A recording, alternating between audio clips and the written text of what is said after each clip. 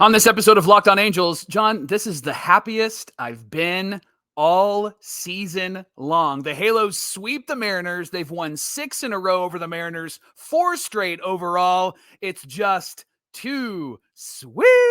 It's time to get locked on with Mike and John, and this is Locked On Angels.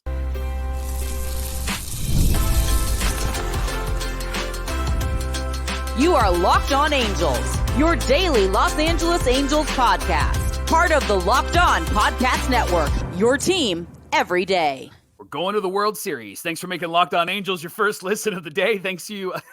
Sorry, I throw myself off. You can find us anywhere you get your podcast, including Apple Podcasts, Spotify, and SiriusXM by searching Locked On Angels. And if you'd like to give back to the Super Halo Bros for all the Super Halo content, here's some things that you can do. Leave us a rate and a review on Apple Podcast. If you're watching on YouTube, hit that thumbs up button. And if you're not subscribed already, please subscribe and become a Locked On Everydayer. And whether you're watching or listening, come over to YouTube, leave a comment. It's one of the best ways to get in touch with John and I and be a part of the conversation. And this episode of Locked On Angels is brought to you by Booking.com. Booking.yeah, the right stay can make you a fan in any city. Check out Booking.com for your stay today. Thanks for being here for this episode of Locked On Angels, where it's your team every day. You've got the Frisch Brothers here with you, a.k.a. the Super Halo Bros. My name is John, and that's my brother Mike. And my name is Mike, and that's my brother John. Hey, we've been fans of this team for years. We're lifelong Angel fans, talking Angels baseball here on Locked On Angels, Monday through Friday, every single weekday. On today's show, we're talking about the players that the Angels traded for and traded away at the trade deadline and around the trade deadline last year. There was about a month of trades that they did, but of course, they had some last-minute trades last year. And we're talking about where those players are now. And of course, Mike, we've got to recap this lovely, lovely sweep of the Mariners in Seattle, sweeping in Seattle. Listen, I've been down here. My wife and I have been at my father-in-law's house for 4 days, and I've been recording from his office in those 4 days. We're 4-0 in the John's father-in-law recording studio era. So there we go. We lost during the standing desk era, and now we're on to this era. So 4-0 in my father-in-law's office. How about that? I think every 4 or 5 games, you just need to change locations. Apparently, that's right. Got to change it up. Angels' success. Yeah. The Angels, John, get a sweep. They win 2-1 yesterday. This was a pitcher's duel.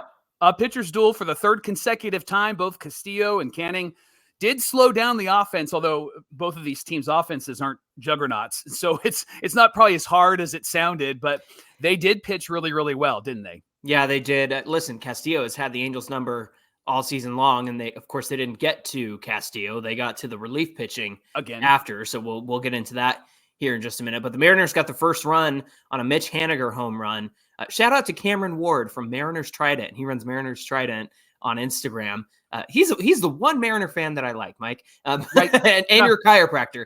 I don't like him, but he he loves Mitch Haniger. So there you go. Second, he got a home run in the second, but that was all the offense for the Mariners yesterday. After that, Canning, had a decent outing. It wasn't very long. It was your typical Griffin Canning outing, but he had some great defense behind him, including the bottom of the fourth, where the Mariners had the bases loaded with nobody outs. Canning got a ground ball to third. Rengifo stopped it. He tagged third, threw home, and Theis tagged the runner. It was great to see Theis make that play on the other end of it, because we've seen him try to make those plays before and not come through with it. So Canning got the final batter to strike out to end the inning. And then there was an incredible catch from Joe Adell in the corner later on for Griffin Canning as well. Yeah, by the way, terrible camera work, Bally's. I mean, I know you can't see it. You couldn't see anything. And even Wayne Randazzo was like, we're going to have to show you that again because nobody saw it. And we're like, is Joe hurt? Where'd he go? He's stuck in the corner. We haven't seen him. What's happening right now? Is he still laying down there? I'm a little concerned here. Right. So Griffin Canning's day, 5 innings pitched, 4 hits, 3 walks, Mike, 6 strikeouts on 94 pitches. Again, kind of a classic Griffin Canning. Didn't go too far, didn't go too little in this one, but he did the job, held him to 1 earned run, despite some of the worst umpiring I've ever seen in my life. Laz Diaz has taken the reins from what's his name, and so I can't even think of his name anymore. Yes. But anyway, he's taken the reins from being the worst umpire, because that strike zone was moving all around for Griffin Canning. But when it came to Luis Castillo, it was, that's a strike. Strike at the top of the zone. 3 balls off the side of the zone. And then they gave the Mariners an extra challenge, and Right. MLB tried to cover their butt and say, well, no, it was a crew chief review. And I was like, well, Laz Diaz didn't know that because they were going, Seattle's challenging the not hit by pitch on the play. And then they say Seattle loses their challenge after they already lost their challenge in the first inning. So I was just like, yeah, right. Nobody knew what was going on in that umpiring crew. So MLB just tried to cover their butt. Some of the worst umpiring I've ever seen. I'm surprised Griffin Canning could have get through it. He probably could have gone an extra inning if you didn't have to waste so many pitches. But what are your thoughts on Griffin Canning here? It was your typical Griffin Canning start. I think that he had the benefit of a really terrible, sluggish, and struggling offense with the Mariners. And Griffin Canning did give up another home run, but he did minimize the damage. And this is what you ask for from somebody like a Griffin Canning, who is number 4, number 5 in a good rotation, right? And if the or 6 and 7 in a good rotation. Right. In this rotation, he's at least 4 or 5, right? Like he's got to be at the bottom of this thing. Well, him and Anderson and Soriano are the only able-bodied pitchers the Angels have right now. You know, we're starting to see Carson Fulmer get some starts and whatnot, but they're playing a merry-go-round as starters at the moment. Yeah. Jose Quijada came into this game. Johnny. He's back, hasn't pitched since last April, came in for relief in the 6th inning, had a scoreless inning. John, as I was thinking about this, depending on if the Angels do trade away some of their bullpen pieces, Quijada, Kraus, and Joyce isn't a bad back of the bullpen group, I think, for the Angels, at least for the rest of this year and perhaps the beginning of next year with maybe some added help. What do you think? Yeah, Quijada makes me nervous because of, his first batter out of the gate was a walk. And that's always been his issue, right? He did get a double play after that, which was great. And then he got the fly out to end the inning. So he's just got to find it. He's got to get used to it again. You could actually see the velocity ticking up. You could see him getting more comfortable out there and whatnot and finding the zone a little bit better. I do like that. Quijada, Kraus, Joyce, add Contreras to that mix in terms of a back end guy who just goes one inning. Because like I said yesterday, I think Contreras can be good in bursts rather than, hey, make him go start, make him go long relief. No, I think he's a 1 inning guy, maybe an inning in and out, right? He's that kind of guy. But yeah, there's a good 4 to start with right there. And then you have Robert Stevenson coming back next year as well. So yeah, him too, right? Hey, that guy, Johnny, Hans Kraus got his 4th win. This guy comes in and the Angels just win when he pitches. And I love that he said, they like me. They really like me in the interview after the game. So he's pitched really, really well. I really like that guy. Johnny, 8th inning, Shawnuel led off with a single. Angels hadn't scored at this point. It was his 2nd hit of the day. He was on base 3 times. Saw this from Jeff Fletcher of the OC Register. In July, Shawnuel is slashing 300 batting average, 427 on base, and a 417 slugging. This guy has really turned it around, and I'm really impressed with him, again, getting consistent at bats and developing and growing and learning how to hit at the major league level. Yeah, it was 100 miles an hour the other way too, Mike. So he's hitting the ball to all fields and taking on Gregory Sanchez in that moment. So that was great to see. There were 2 outs. Willie Calhoun had a chance to get Shawnuel in, and he did with an RBI single up the middle, right? But by the way, one of our friends of the Locked On Podcast Network, Colby, who does Locked On Mariners, when Willie Calhoun got up to the plate, he said, "Walk him."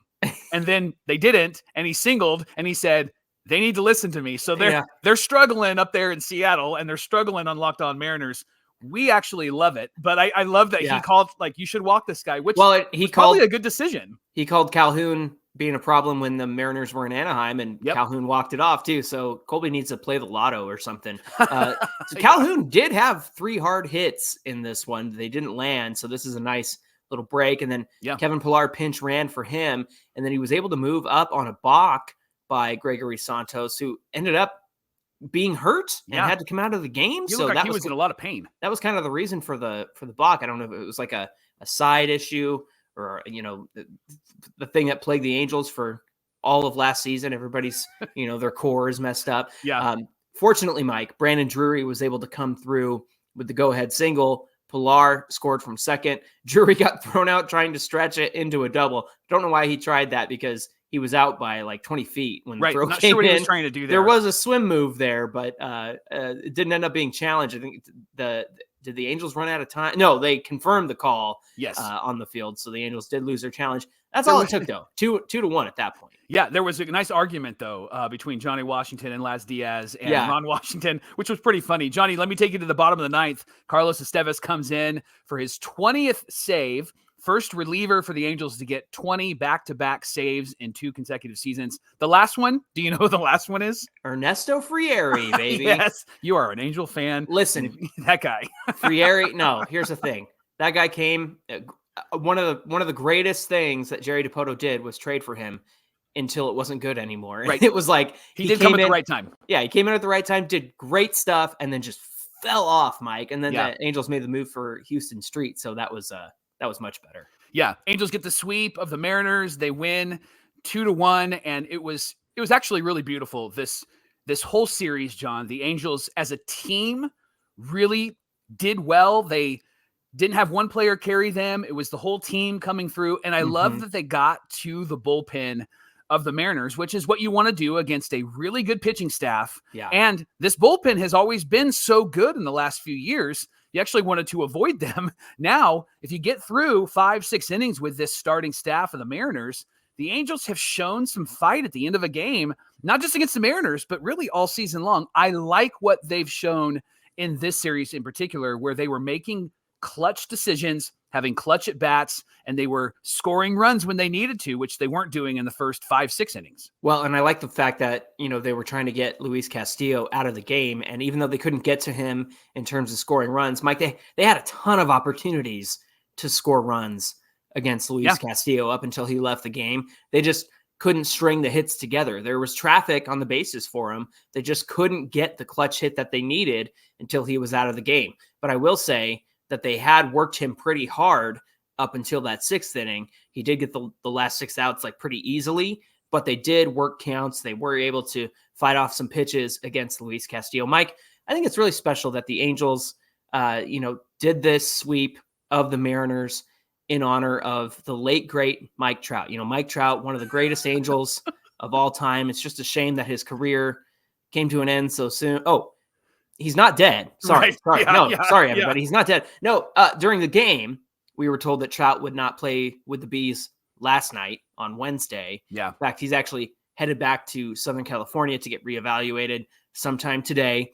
Salt Lake Bees manager Keith Johnson said Mike Trout felt something wrong during his at-bat last night. And so he's heading back to California to get his knee looked at. Keith Johnson said after the at-bat, he came in, felt the need to say something. We took him out as a precaution. So it happened during the at-bat. I mean, wouldn't you have assumed it was in the outfield or, something like that? So I don't know, man. It's just, what do we do? Right.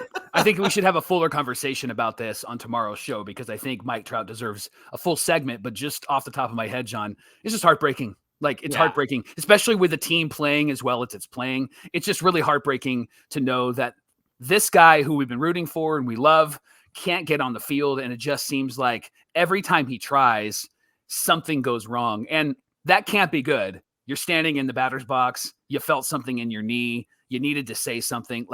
That just can't be good. And I don't think that it was just it's everyday soreness because you haven't been playing for a while. The fact that they're going to send him to SoCal and he's going to get a reevaluation, that makes me sick to my stomach. So I really feel terrible. Are we sure it's a meniscus tear? Did we do the wrong surgery? Did we evaluate him wrong? Did we diagnose him wrong? What are we doing? How's it take 3 months for him to recover from this? Right. It's just you can't help your recovery, but are we sure we did the right thing here? That's my question, because it wouldn't surprise me if it's his toe. You know what I mean? It's the nerve that goes into your toe. Let's get Dr. Angel's top plays on here to explain for us. Hey, thanks for making Locked On Angels your first listen of the day. The Angels are playing the A's tonight, 6:38 Pacific time, back at the Big A, baby. You can catch every pitch of the Angels hometown broadcast on SiriusXM with the SXM app. All you got to do is search Angels. Coming up on Locked On Angels, where are the players the Halos traded away last year, and how are they doing now? We'll share the stats and the details, and we'll get into all of that coming right up. Everydayers, you can order supplies from the website that's just made perfectly for those in the skilled trades. You can find thousands of parts from hundreds of brands in just a couple of clicks at SupplyHouse.com. SupplyHouse.com gives you 24/7 access to a huge selection of plumbing, HVAC, and electrical supplies. Plus, you get fast delivery anywhere in the United States. And if you need help with an order, you get industry-leading after-sales service from their friendly and knowledgeable customer support team. And you get to talk to a real person every single time, because you have to when you're in the skilled trade. If you're dealing with AC or you're dealing with HVAC or dealing with, you need somebody on the phone to talk to, right? So that's great news for plumbers, technicians, and contractors. And being a pro has its perks. Trade industry professionals can join their free Trade Master program at SupplyHouse for free shipping and serious discounts on every single order. You can order over 100,000 pros have already ordered from SupplyHouse.com and are a part of the Trade Master program, and they deliver results. So you can apply for a membership right now today and get a competitive edge on every order at SupplyHouse.com/TM, and you can save time and money when you order online with SupplyHouse.com. Real people and real service. And today's show is brought to you by our friends at Game Time, which is now an authorized ticket marketplace of MLB. It makes tickets getting faster and easier. So much makes your ticket getting so much more fun. I love that term, ticket getting. That's what I do when I buy tickets.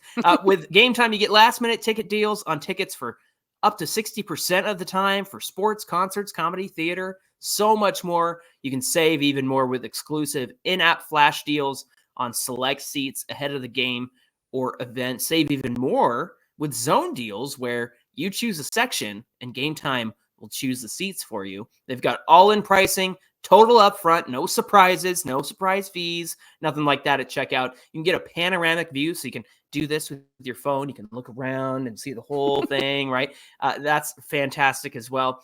And you can see where you're sitting before you buy the tickets. Take the guesswork out of buying tickets with Game Time. Download the Game Time app today. Use our promo code LOCKEDONMLB for $20 off your first purchase. Again, LOCKEDONMLB for $20 off your first purchase. Make an account, download the app, get going on Game Time today. Last minute tickets, lowest prices guaranteed.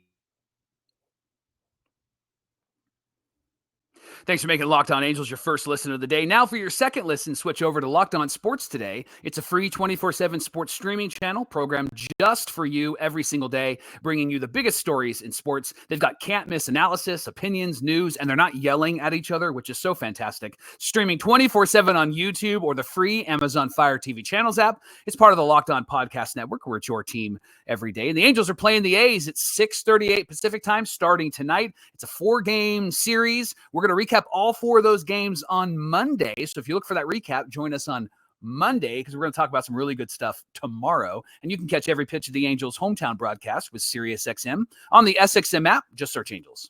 Mike, it's trade season, and everybody's waiting for the levee to break in honor of Led Zeppelin. They want the levee to break so that people will start making some moves here. Everybody's looking to the Chicago White Sox to get it started. So the trade market, as of this recording, kind of stalled. Right. And it got us thinking about what the Halos did last year in terms of going for it, quote unquote, at the trade deadline. They had to make some necessary moves last year because they had some injuries around the field. And of course, they got guys like CJ Cron and Eduardo Escobar to kind of fill those gaps. Mike Moustakas as well. He actually switched teams during the weekend where the Angels scored 25 runs on the Rockies. And everyone said, man, they lost so bad. He wanted to change teams, but he didn't end up playing in that series against the Rockies. But he was another one that they had to pick up because they were just scrambling for, fill-in guys. And then later on, they tried to go for it because they were, 3-4 games back of the wild card? They had Ohtani on the team. They thought Trout was coming back. They were anticipating Rendon coming back. And so they were like, let's add some needs. And so they went out and got some pieces. But here's the thing. They had to trade away some really significant for the Angels names in terms of the guys from the minor leagues that they traded away. So we've got a list of names here that they traded away last year. And we thought, let's check in and see how they're doing this year. We're this is like torture for us, right? To see how some of these guys are doing. So here are some of the trades. Coleman Crow and Landon Marceau to the Mets for Eduardo Escobar. Edgar Quero and Kai Busch went to the White Sox for Lucas Giolito and Reynaldo Lopez. Mason Albright and Jake Madden went to the Rockies. In return, they got CJ Cron and Randall Grichuk. Jeremiah Jackson went to the Mets for Dominic Leone. Connor Van Scoyoc went to the Rockies for Mike Moustakas. Mike, would you check in on these players? Let us know how they're doing. Yep. Coleman Crow had Tommy John surgery, so he has not played. Landon Marceau had Tommy John surgery, so he has not played. Oh, man. So the Angels actually lucked out on that one. Here's the one that was kind of heartbreaking for Angel fans. Edgar Quero, he's in AAA right now, has a 140 weighted runs created plus. He's hitting 270 with a 364 on base and an 817 OPS and has 13 home runs and 60 RBIs. He was a part of the trade with Kai Busch, who is also in AAA, and his mom used to watch the show. We're hoping that she still does. He has thrown 89 innings so far this season, 2.63 ERA. He's 7-3 in 17 games, 15 starts. Johnny, you know that I love whip. 1.07 whip for Kai Busch. So Edgar Quero, Kai Busch, they're killing it right now in AAA for the Chicago White Sox. Yeah, for one guy that we DFA'd a couple of weeks later, right? We put him on the waivers, and Reynaldo Lopez, we also moved him, didn't we? He went with Giolito to Cleveland? Is that where they ended up? Yes, yeah. Oh, brother. So, here, man, just talk about going for it. And what then the halo? Yeah, no kidding, man. Right? That was just, how did they just get so bad after they made trades? It was like they could have been better off with the team that they had already. It was insane, Mike. So remember, they were 56 and 51 when they made those trades. So everybody was really excited. And then they ended up losing, I think, 6 in a row or 7 in a row and fell apart. Right. So what the halo? Yeah, exactly. Mason Albright right now is in AA. He's 3-6 in 16 starts, 73 innings pitched, a 4.81 ERA and a 1.42 whip. Jake Madden is in single A. He's more of a bullpen arm, 28 and a third innings pitched, 3.18 ERA. Jeremiah Jackson is in AA. He's hitting 207 with a 255 on base percentage, a 637 OPS. He's got a 77 weighted runs created plus. Then Connor Van Scoyoc is in AA. He's thrown 86 and 2/3 innings as a starter, has a 4.67 ERA with a 5-6 record. Thoughts? What do you think? You see the results here, some TJ surgery, some really good results, some not so great results. What do you say? I miss Quero and Busch. Those are the two guys that I wish that we still had in our organization, because I think we probably would have seen Kai Busch pitch this year. Instead of having a Davis Daniel, instead of maybe having Kenny Rosenberg, who is supposed to pitch against the A's. Or Kohanowitz, too. Or Kohanowitz. I think it would have been Kai Busch, which is frustrating. He's tall. He's lanky, kind of Randy Johnson-esque. And then Edgar Quero, I mean, the guy is tearing it up in the minor leagues. I will make one point, though.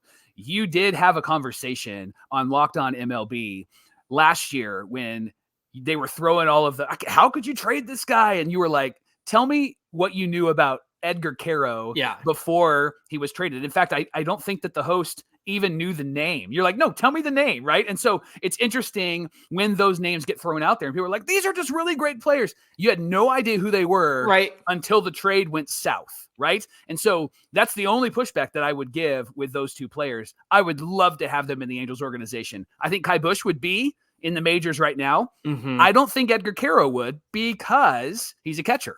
Unless they made Logan O'Hoppe a DH, which they're not going to do, or if they made Quero a DH, which they're probably not going to do. Although he probably kind of skews more DH than he does catcher, because his offense is better than his defense. So those are the two that I miss, John. Yeah, it's going to be interesting to see where a lot of these draft signings slot into the Angels' top prospects, because I think a lot of them immediately go into their top 30. And I think maybe one or two of them could be top 100. I think Trey Gregory Alford is going to be a top 100 prospect for the Angels, in addition to Caden Dana, which is awesome. So it seems like the Angels have been able to supplement with some of the guys that they've don't forget that they had some great signings over the international signing period as well back in January. So there's a lot of things to look forward to. It does suck to see where some of these guys have ended up, but in particular, it is Kai Busch and it is Edgar Quero who are tearing it up. And obviously, they were traded for the most valuable pieces that the Angels traded for. Look, they needed a starting pitcher, and Lucas Giolito, even the Dodgers were looking at Lucas Giolito. It wasn't that the Angels made a stupid choice in going after him. It's just the guy ended up being terrible, and he was terrible for every team that he ended up on after the Angels, and now he's hurt this year. He signed with the Red Sox and hasn't even pitched at all because he's hurt this year. So at the end of the day, I think that the Angels are going to be just fine. It's time to move forward, but best of luck to Edgar Quero and Kai Busch, except when they play against the Angels in the future. Locked On Angels is brought to you by our new everydayers at Booking.com. Summer is here. Time to travel with hotels, bed and breakfast, vacation rentals, and resorts. So much more. You can find it all on Booking.com. You might find the perfect stay, even if you're traveling with the Angels and you're in a different city like Boston or New York. From hotels that overlook stadiums to family-friendly resorts, Booking.com has so many choices across the United States, and the right stay might make you a fan of any city, including your rival city. And so take all the guesswork out of your travel and flex your booking power with Booking.com. Go to their website, Booking.com, or their app, Booking.com. Booking.com. Booking.yeah.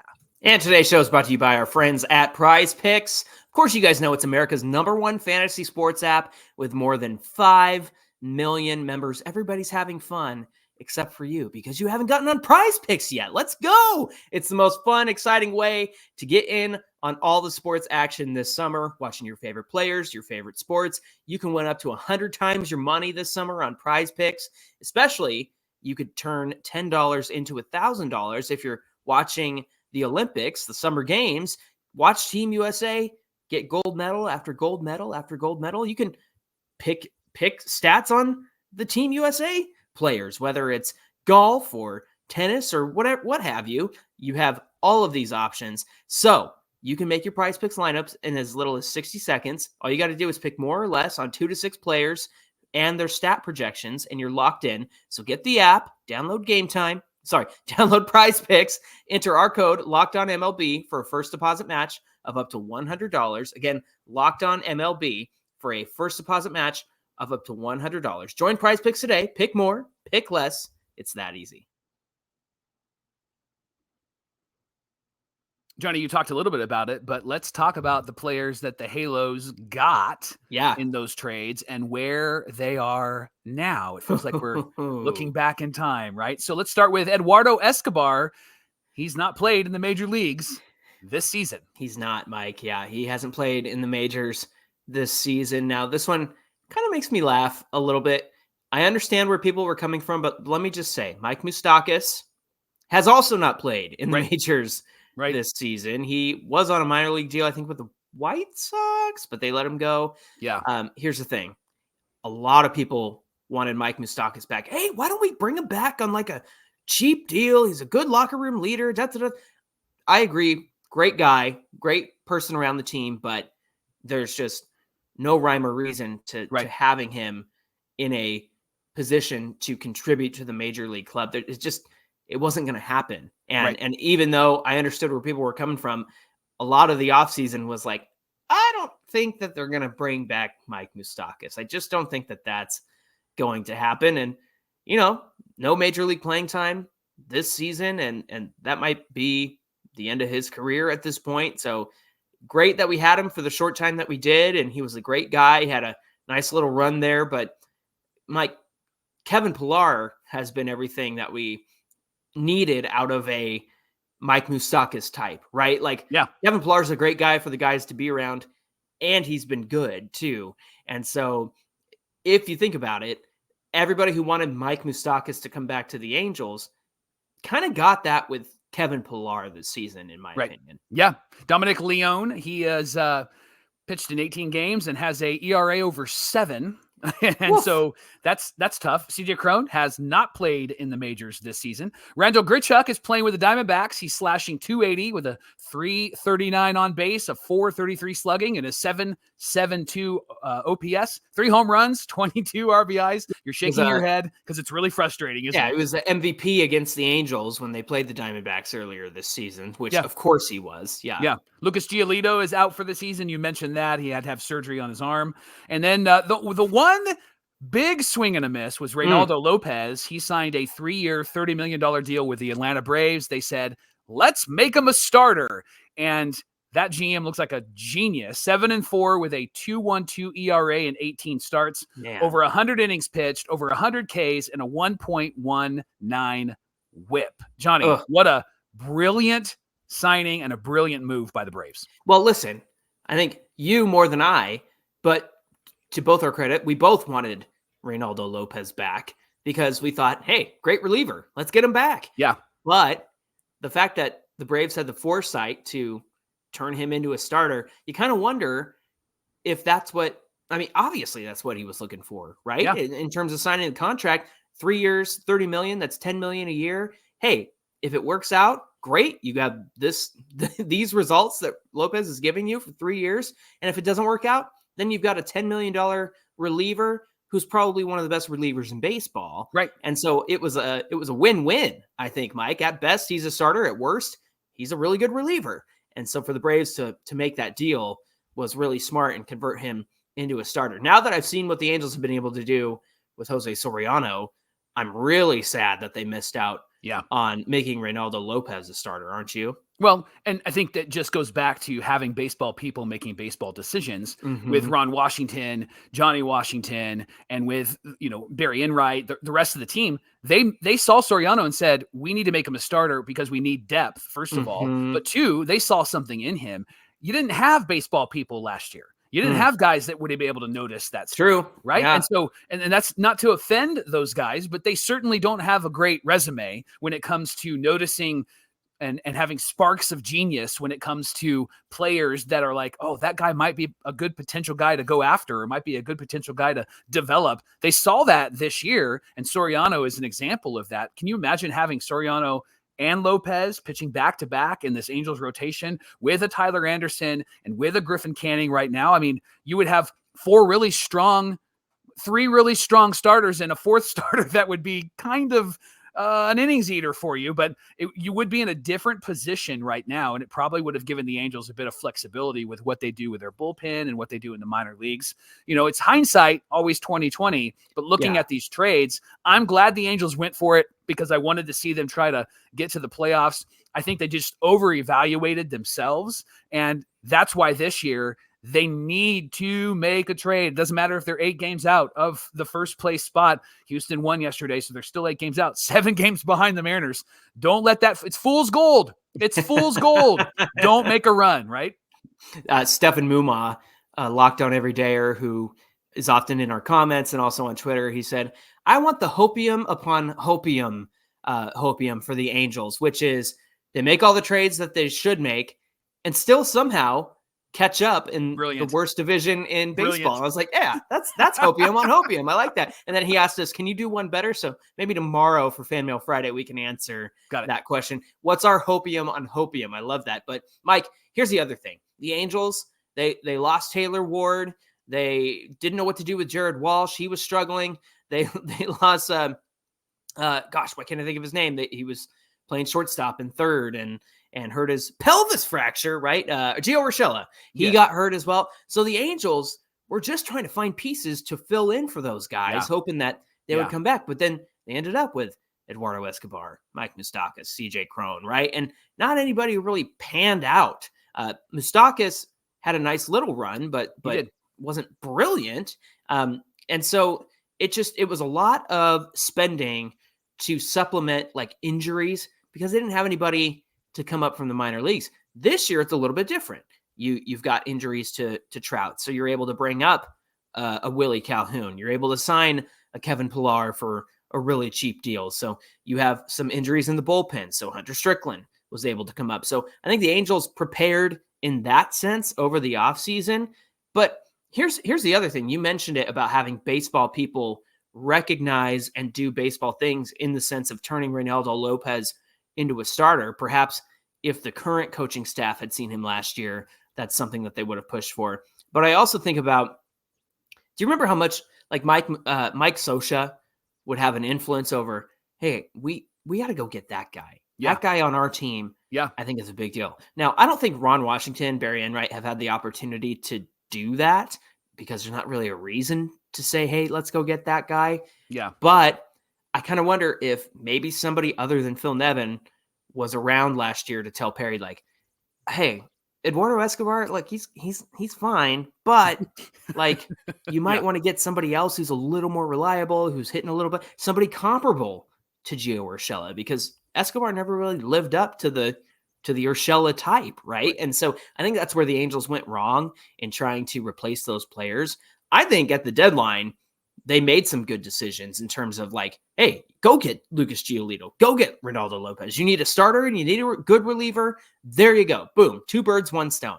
But unfortunately, they fell flat on their face coming out of the trade deadline. Thanks for making Locked On Angels your first listen of the day. The Angels play the A's at 6:38 Pacific time. Catch every pitch of the Angels' hometown broadcast with SiriusXM on the SXM app. Just search Angels. Hey, give us a follow at Locked On Angels and at Super Halo Bros on Twitter and Instagram. You're going to want to do that because, Mike, what do we have on deck for tomorrow's show? It is a Fan Mail Friday, so we're going to cover all your thoughts, all your questions, all your inquiries. We would love to discuss that. And remember, we're going to recap all 4 of the games against the A's on Monday on Locked On Angels because tomorrow is Fan Mail Friday on Locked On Angels. Looking forward to that. We hope you'll get in our mailbox, in our mailbag. It's hot in there, so, get ready. It's stuffy, so get your questions into us, guys. All right.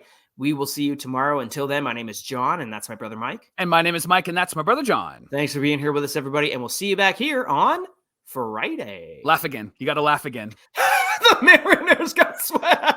I can't believe they lost to the Halo.